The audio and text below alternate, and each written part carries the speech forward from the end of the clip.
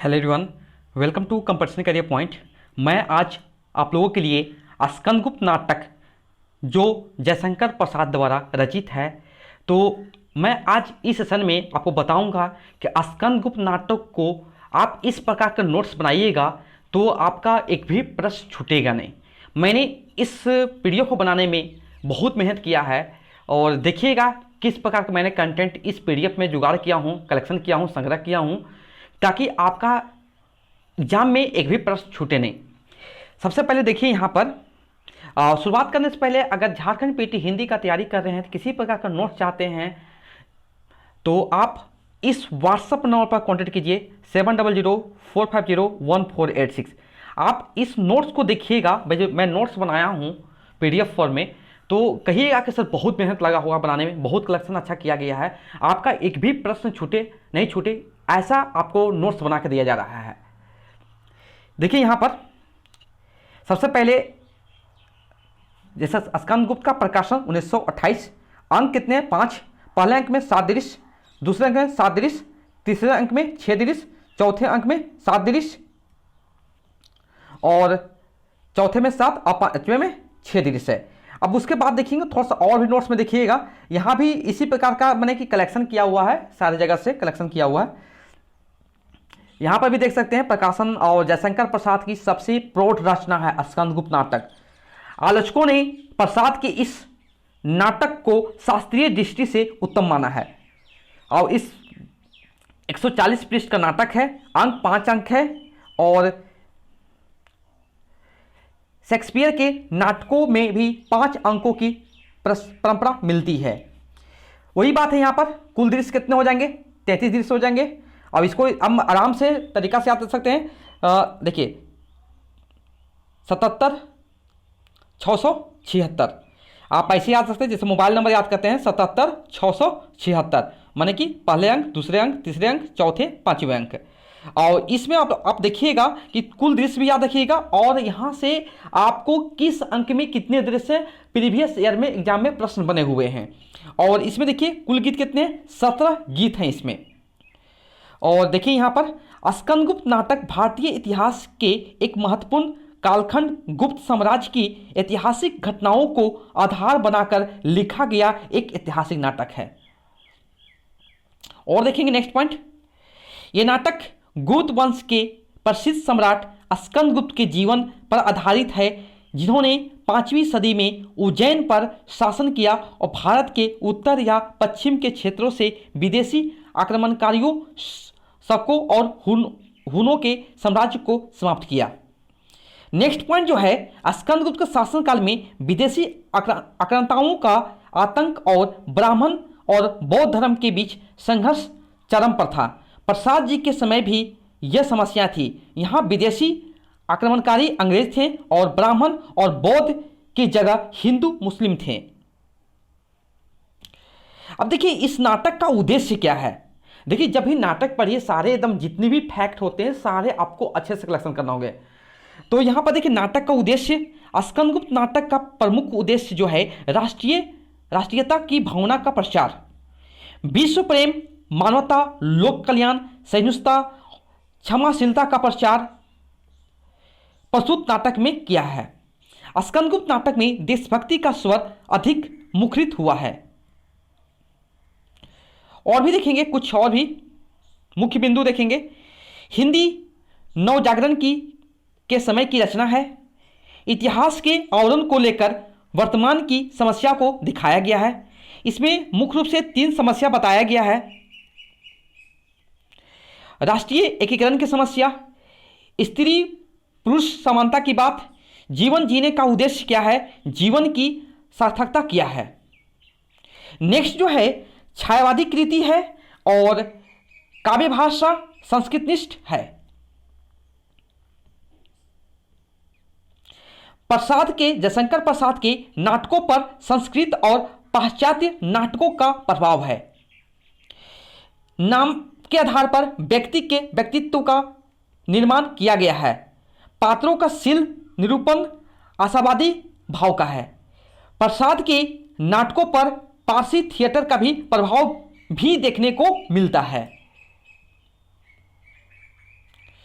Next है, वीरेंद्र राय ने सबसे पहले 1960 में प्रसाद के नाटकों पर व्यवस्थित रूप से रंगमंच की दृष्टि से विचार किया है और 1968 में शांता गांधी ने राष्ट्रीय नाट्य विद्यालय में भी खेला। जितनी भी है कहीं से भी प्रश्न बन सकते हैं। 1977 में राम गोपाल बजाज ने राष्ट्रीय नाट्य विद्यालय में भी खेला, लेकिन सबसे सफल प्रस्तुति 1984 में बाबा कारंथ ने किया था। दशरथ ओझा हिंदी नाटक उद्भव और विकास में लिखते हैं, स्कंदगुप्त नाटक के वस्तु विन्यास में प्रसाद की प्रतिभा सजीव हो उठी है और उनकी नाट्य कला ने अपना अपूर्ण कौशल दिखाया है। इस नाटक में भारतीय और यूरोपीय दोनों नाट्य कलाओं का सहज समन्वय है।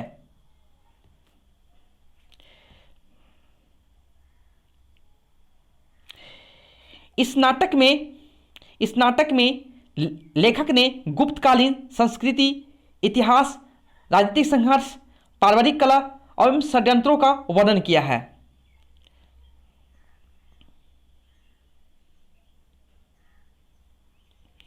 यह नाटक देशभक्त, वीर, साहसी, प्रेमी स्कंदगुप्त विक्रमादित्य के जीवन पर आधारित ऐतिहासिक नाट्य कृति है।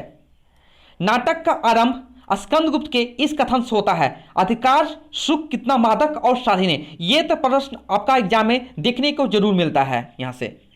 अब देखिए जितनी भी यहाँ पर कथन है इसके बारे में आप इस कथन को भी याद रखें, क्योंकि प्रश्न आपके एग्जाम में यहाँ से भी बनेंगे। डॉक्टर बच्चन के शब्दों में, वास्तविकता तो यह है कि वे वर्तमान में अपने समसामयिक समस्याओं के बिंदु से अतीत को देखते हैं और भविष्य को परिकल्पित करते हैं और अतीत, वर्तमान और भविष्य के लिए अखंड, एक कालिक और अविभाज्य है। उसी प्रकार दशरथ ओझा के शब्दों में, इस नाटक में मनुष्य को पूर्णता पर पहुंचने का एक मार्ग दिखाया गया है जिसे भागवत धर्म कहते हैं। देखिए आप यहाँ पर देख लीजिएगा, आप लोग प्रोफेसर वासुदेव के शब्दों में ये जो इनके बारे में लिखे हुए हैं इन्हें भी आप ध्यान में रखेंगे। सारे जितना मैंने इस पॉइंट कलेक्शन किया हूं आपको सारे के सारे अच्छे से करने हैं।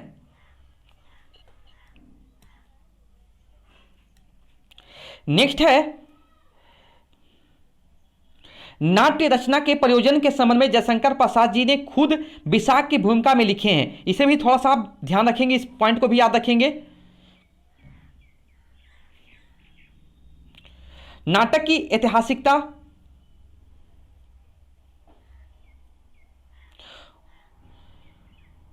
इसके बाद मैंने डॉक्टर नागेंद्र के शब्दों में, इन्हें भी याद रखें आप लोग। डॉक्टर रामचंद्र तिवारी के शब्दों में आप लोग स्क्रीनशॉट ले सकते हैं। रामचंद्र शुक्ल जी कहते हैं, हमारे वर्तमान नाटक क्षेत्र में डॉक्टर नाटककार बहुत ऊंचे स्थान पर दिखाई पड़े। स्वर्गीय जयशंकर प्रसाद जी और श्री हरि कृष्ण प्रेमी दोनों की दृष्टि में ऐतिहासिक काल की ओर रही है। प्रसाद जी ने अपना क्षेत्र हिंदू काल के भीतर चुना है और प्रेमी जी ने मुस्लिम काल के भीतर। प्रसाद के नाटकों में स्कंदगुप्त श्रेष्ठ है, प्रेमी के नाटकों में रक्षाबंधन।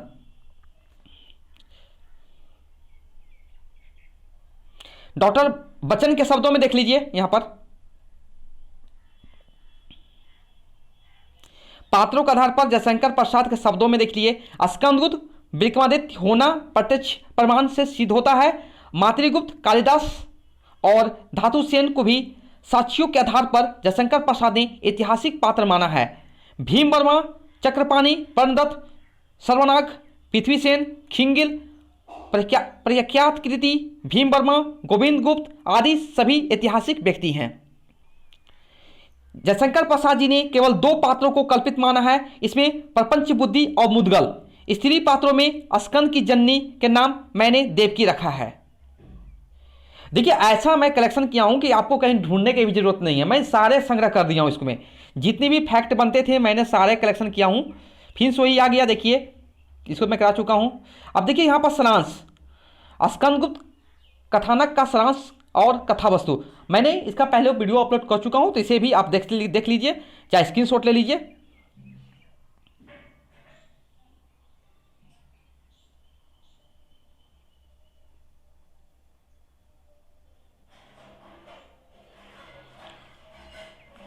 स्कंदगुप्त का उद्देश्य मैंने बता चुका हूं, तो आप इसको ध्यान रखिए इसको भी। अब देखिए मेन यहां से शुरू होता है पुरुष जो पात्र है ना, मैंने एकदम अच्छे से किया है। पुरुष पात्र अलग कर दिया और स्त्री पात्र को मैंने अलग कर दिया है। देखिए पुरुष पात्र में देख लीजिए, यहां पर स्कंदगुप्त युवराज विक्रमादित्य, कुमारगुप्त मगध का सम्राट है, गोविंदगुप्त कुमारगुप्त का भाई, पर्णदत्त मगध का महानायक, चक्रपालित पर्णदत्त का पुत्र, बंधु वर्मा मालव का राजा, भीम वर्मा उसका भाई, मातृगुप्त कालिदास यानी काव्यकर्ता, प्रपंच बुद्धि बोध कापालिक, सर्वनाग अंतवेद की विषयपति, कुमार दास यानी धातुसेन सिंघल का राजकुमार, पुरगुप्त कुमारगुप्त का छोटा पुत्र, भटार्क नवीन महाबली अधिकृत, पृथ्वीसेन। मैंने ये सब सारे आप देख लीजिएगा, अच्छे से कलेक्शन कर लीजिए। और उसके बाद स्त्री पात्र भी आप लोग बिल्कुल ध्यान रखने हैं यहाँ पर।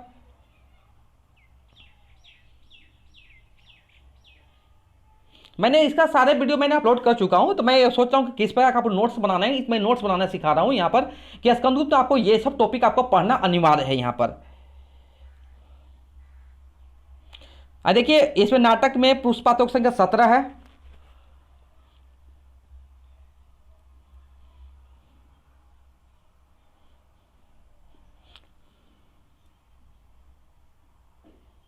नाटक में पात्रों के 3 प्रकार हैं, देवपात्र, दानवपात्र, मानवपात्र। देवपात्र में स्कंदगुप्त देवसेना, पर्णगुप्त और बंधुवर्मा। दानव पात्र में भटार, प्रपंच बुद्धि, अनंत देवी, विजया। और मानव पात्र में सर्वनाग और जयमाला। देखिए यहां पर मैंने नाटक का जो कथा वस्तु है सारांश है, पहला अंक देखिए, मैंने पहला अंक में मैंने डिटेल से मैंने कर दिया हूं आपको, तो कहीं ढूंढने की भी जरूरत नहीं इस पीडीएफ में आपको।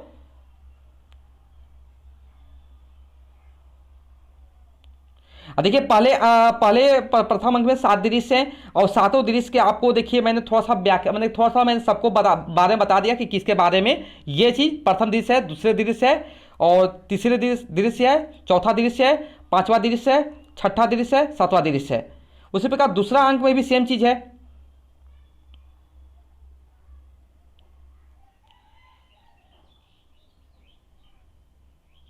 दूसरे अंक में 7 दृश्य है। तो ये इस टाइप का मैंने कलेक्शन किया हूं ताकि आपको एग्जाम में कहीं ढूंढने की जरूरत नहीं हो। और देखिए यहां पर अब यहां शुरू होता है ये जो कथन है ना, यहां पर मैंने ऐसे इस प्रकार कथन मैंने कलेक्शन किया हूं कि पहले अंक में किसका कथन है, दूसरे अंक में किसका कथन है, तीसरे अंक में किसका कथन है, चौथे अंक में किसका कथन है, 5वें अंक में। देखिए यहां पर सबसे इंपॉर्टेंट जो कथन है, अधिकार सुख कितना मादक और सारहीन है, अपने को नियामक और कर्ता समझने की बलवती अस्पृहा उसे बेगार करती है। किसका कथन है? स्कंदगुप्त है। अब पूछेगा किस अंक में है, तो ये हो गया प्रथम अंक में हो जाएगा। तभी मैंने जितने भी कराऊंगा सारे प्रथम अंक, फिर दूसरे अंक, मैंने द्वितीय अंक, तृतीय अंक, चतुर्थ, पंचम, इस टाइप का। नेक्स्ट है जो है, और साथ में हम लोग गीत योजना भी देखेंगे, क्या क्या गीत इसमें पढ़ने हैं, किसका किसका गीत है वो भी देखेंगे हम लोग। राजनीति दार्शनिकता और कल्पना का लोक नहीं है, इस कठोर प्रत्यक्षवाद की समस्या बड़ी कठिन होती है। किसका कथन है? पर्णदत्त का कथन है। किस अंक में? प्रथम अंक में, पहला अंक। नेक्स्ट है, स्त्री की मंत्रणा बड़ी अनुकूल और उपयोगी होती है, इसलिए उन्हें राज्य के झंझटों से शीघ्र ही छुट्टी मिल गई है। किसका कथन है? धातुसेन का कथन है। नेक्स्ट है, युद्ध तो करना ही पड़ता है, अपनी सत्ता बनाए रखने के लिए आवश्यक है। कुमारगुप्त का कथन है। किस अंक में? प्रथम अंक में। ना छेड़ना उस अतीत स्मृति से घिंचे हुए वीर तार कोकिल, करुण रागिनी तड़प उठेगी, सुन न ऐसी पुकार कोकिल। किसका? नर्तकों का गीत है ये। कविता करना अनंत पुण्य का फल है, यह किसका कथन है? मातृगुप्त का कथन है। किस अंक में? प्रथम अंक में। देखेंगे, संस्कृति के वे सुंदरतम क्षण यूं ही भूल नहीं जाना, वह तो ये जो यहाँ पर जो कथन लिखे हुए ये भी मातृगुप्त का कथन है, आप बिल्कुल नोट्स कर लीजिए। ये देखिए ये पीडीएफ आपको पेड पीडीएफ मिलेंगे, जो मुझसे पहले पीडीएफ परचेस कर चुके हैं स्कंदगुप्त नाटक का, उसे मैं ये फ्री दे दूंगा। लेकिन आप अगर स्कंदगुप्त नाटक नहीं खरीदे होंगे तो आपको इसमें कुछ चार्ज पे करना पड़ेगा, यह आपको व्हाट्सएप नंबर पर ही मिलेगा। फिर देखेंगे परिवर्तन की सृष्टि है, जीवन है, स्थिर होना मृत्यु, ये जो कथन है धातु सेन का है। नेक्स्ट है शीघ्र ही अंधकार होगा, यह जो कथन है धातु सेन का कथन है। किस अंक में? प्रथम अंक में। जो अपनी सांस से ही चौंक उठते हैं उनके लिए उन्नति का कंटकित मार्ग नहीं है, महत्वाकांक्षा का दुर्गम स्वर्ग उनके लिए स्वप्न है, अनंत देवी का कथन है ये। नेक्स्ट है एक दुर्भेद्य नारी हृदय में विश्व प्रहेलिका का रहस्य बीज है, यह जो कथन है भट्टार का कथन है। अभी मैं सारे करा रहा हूं, सारे प्रथम अंक के हैं ये सब। उतरोगे अब कब भूभार, बार बार क्यों कर रखा था, लूंगा मैं अवतार, मातृगुप्त का कथन है। हमारे निर्मलों के बल कहां सो, हमारे दीन के संबल कहां से, स्त्रियों का कथन है। ये इंपॉर्टेंट नहीं है।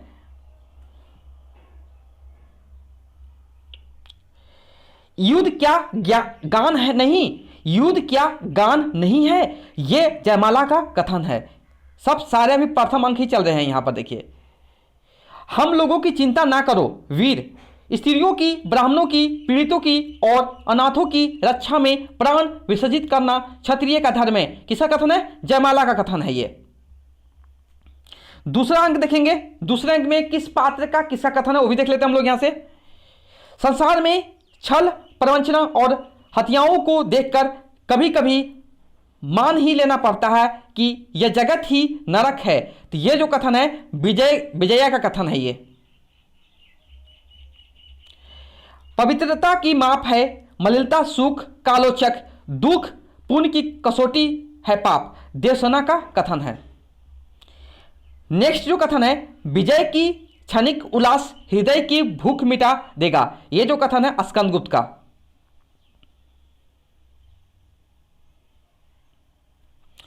संपूर्ण संसार कर्मण्य वीरों की चित्रशाला है, यह जो कथन है चक्रपलित का कथन है। किस अंक में? दूसरे अंक में है। यदि राजशक्ति के केंद्र में ही अन्याय होगा तब तो समग्र राष्ट्र अन्यायों का कीड़ा स्थल हो जाएगा, यह भी कथन है चक्रपालित का कथन है। किस अंक में? द्वितीय अंक में, दूसरे अंक में। नेक्स्ट है धनवानों के हाथ में माप ही है एक, वे विद्या सौंदर्य बल पवित्रता और ये तो क्या हृदय भी उसी से नापते हैं, यह है देवसेना का कथन। रोग तो एक ना एक सभी को लगा है, परंतु यह रोग अच्छा है, इससे कितने रोग अच्छे किए जा सकते हैं, यह है देवसेना का कथन है। तुम किसी कर्म को पाप नहीं कर सकते, यह जो कथन है प्रपंच बुद्धि का कथन है। समष्टि में भी व्यष्टि रहती है, यह जो कथन है जयमाला कथन है। नेक्स्ट है कीर्तघन वीरता उन्माद नहीं, आंधी नहीं जो उचित अनुचित का विचार ना करती हो, यह है गोविंद गुप्त का कथन है। अब हम लोग तीसरा अंक चलते हैं। तीसरा अंक में देखते हैं किस पात्र का कौन सा कथन है। उमड़कर चली भिगाने आज तुम्हारी निश्चल अंचल छोड़, विजया का कथन है ये। संसार का मुख शिक्षक शमशान क्या डरने की वस्तु है, देवसेना कथन है। अभी तीसरा अंक चल रहा है। सब जीवन बीता जाता है धूप छांक खेल सदृश सब,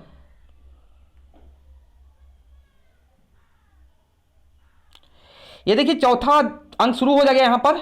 और क्षमा और उदारता वही सच्ची है, ये जो कथन है विजया का कथन है।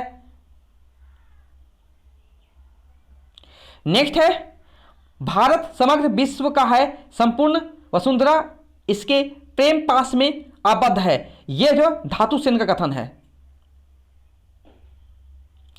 नेक्स्ट है राष्ट्र और समाज मनुष्य के द्वारा बनते हैं, यह श्रमण का कथन है। अब होता पांचवा अंक, यहां पर गीत दिया हुआ है, ये गीत दिया हुआ है, इसको देवसेना गाती है। देश की दुर्दशा निहारोगे, ये देवसेना गाती है।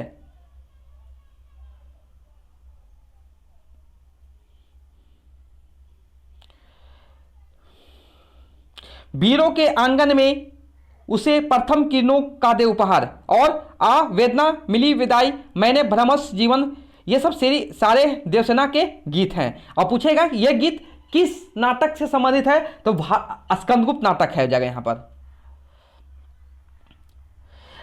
कष्ट हृदय की कसौटी है, यह जो है देवसेना का कथन है।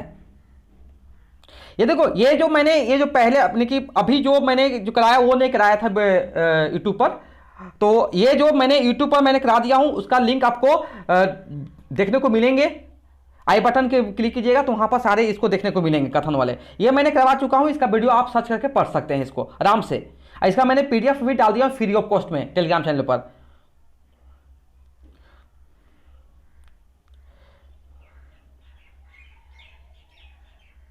देखिए आप लास्ट देखें, सबसे अंतिम में देखेंगे। देखिए ये सब मैं करवा दिया, इसलिए नहीं करवा रहा हूं।